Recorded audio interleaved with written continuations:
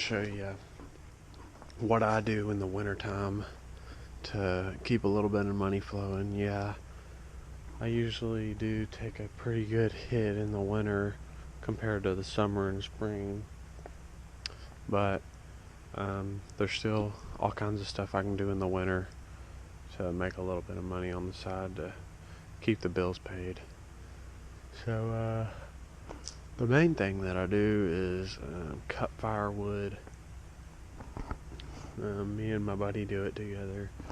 You can see I got this in the trunk. That's for a customer. I do his yard. He wanted a bulk load of it. I usually don't do bulk loads of firewood. This is what we usually do here with the bundles. That's only about 25 bundles because I had 75 on there this morning, but we dropped 50 off at a gas station. But yeah, so what we do with the firewood is a lot of people sell it bulk load, like by the cord or half cord or whatever. I've just found that doesn't really you don't make hardly anything doing that. Most people, I don't know about everywhere else, but down here half cord is usually about 125, plus they might charge $40 or so to deliver it, and then a full cord will be like 225 plus 40, 50 for delivery. So you're looking at like 275 max for a full cord of wood, which doing the bundles and selling them to gas stations and grocery stores and stuff like that, which is what we do, you can make a lot more money. Like I'll sell each bundle to the gas stations for $4 a bundle, and they usually sell them for about 7. So about 100 bundles of wood is probably about maybe a half of a cord. So you're talking about $400 for a half cord there. Normally a half cord is $225 or so. So I'm making about $175 extra per half cord, about $350 extra per cord, which makes it worth it because firewood is a lot of freaking work. It's a ton of time goes into it. First you gotta find a tree, then you gotta cut the tree, and you gotta load all your wood up onto the trailer. And you gotta, if you're not cutting a tree at your house, then you gotta drive it back to your house. Then you've got to load it all off the trailer. You gotta split it all. You gotta stack it all. And you gotta load it all back on the trailer. So it's a lot of freaking work. And bundling is even more work because you gotta, what we do with our bundles is we wrap them in that saran wrap, and we'll put a little flyer in there. It's got our name and number, and tells you it's like a warning, don't burn the plastic or paper, just kind of like a insurance type of deal. And but yeah, I mean, when you're bundling, then you're gonna have to each bundle's supposed to be 0.75 cubic feet. So you got a bundle like this here, which this one's not wrapped very tight, but it's going to be about 5 or 6 logs depending on how big the logs are. And what we do is we'll just stack tons of it up. Right now we've only got about 2 cords of wood left. We're going to have to cut some more, split some more. But at first we were just like sticking it on the ground and having to do the saran wrap around it, and then we were doing all that freaking sucks. I built this little bundling machine out of wood and stuff. I mean, it works pretty good. It's like an all manual machine, but it definitely saves a lot of time on the bundling process. We can bundle about 100 bundles in an hour, so that's not too bad. But right here, you got the chainsaw. This is a new addition this year. I was using that Shindawa one. That thing's a piece of junk though. It sucks. This is like a kind of like a farm grade 20-inch bar. There you go. CS490 Echo 2016 model, I guess. Yeah, it's pretty good. It starts up good and everything.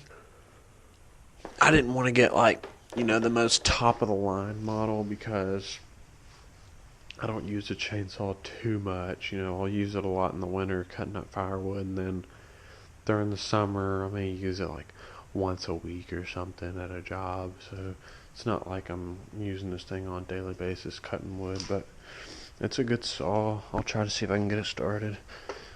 I haven't ran it in about a week. This compared to a steel, everybody's gonna be, oh, you should have got steel, whatever. My dad has a steel. I don't like the thing. You have to do like 40 different things to it just to get it cranked without flooding it. If you go to a chainsaw shop, tons of people complain about steels because they flood all the time, which is just because they're not starting it right. And it would be way simpler. You wouldn't have to worry about flooding it if it wasn't so much dumb crap you have to do to the thing. This one's real simple. You just flip the switch on, pull the choke out, make sure you got bar and all that crap. It's already got it, I know.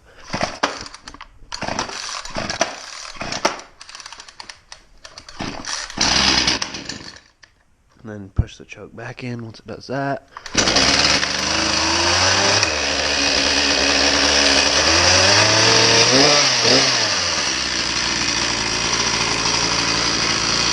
That's pretty much it.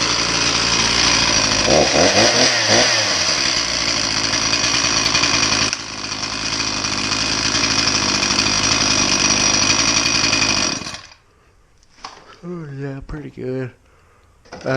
We've been cutting down some pretty good sized trees with this thing. Probably about big red oak trees that are about 2.5 to 3 feet wide, and we're not really having any problem with them. This one tree we're working on, it might even be over 3 feet wide. It's a big tree. But yeah, it's been working great. So yeah, if anybody's interested in doing the firewood, there is a lot of upfront cost. You're gonna need a chainsaw. At least I wouldn't go any lower than that. That's $400 right there. And then you're talking about a splitter, which luckily I've been borrowing one this year. I haven't really made that leap and bought a splitter. I'm gonna get one for next year probably. With a splitter, I wouldn't get anything less than 27 ton, 25 ton, be alright. So really nothing less than 25 ton. The one I'm looking at is a 30 ton is what I'm going to get. And that's just, you're not going to run into many things that you're not going to be able to split with that 30 ton. It's going to be able to get the job done pretty well. It's going to be pretty fast too. It's not like top of the line fast, but fast enough for what I'm doing here. It's just a small scale operation. I'm not trying to like sell firewood for a living or anything. Just screwing around, making a couple $1,000 during the winter for lawn season kicks back in. So yeah, if you want to do it, bundles are the way to go.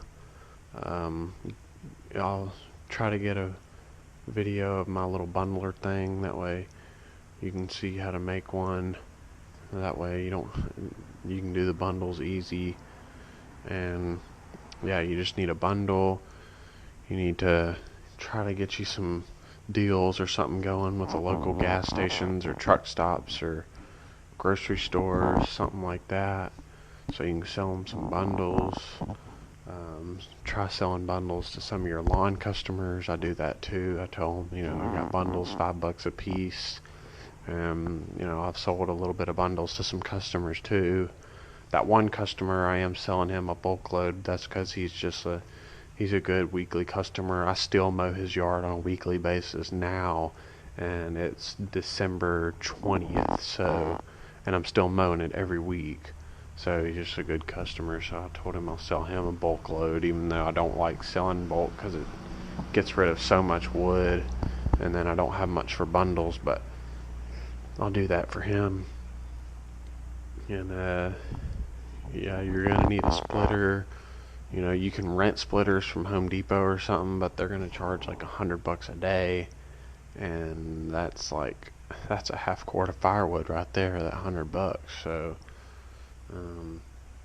it's not really worth it unless you just get a buttload of wood and get it all stacked up and split it all in one day, which it takes a while to split wood, so you're going to need the thing more than one day if you're going to want a winter's worth of firewood to sell.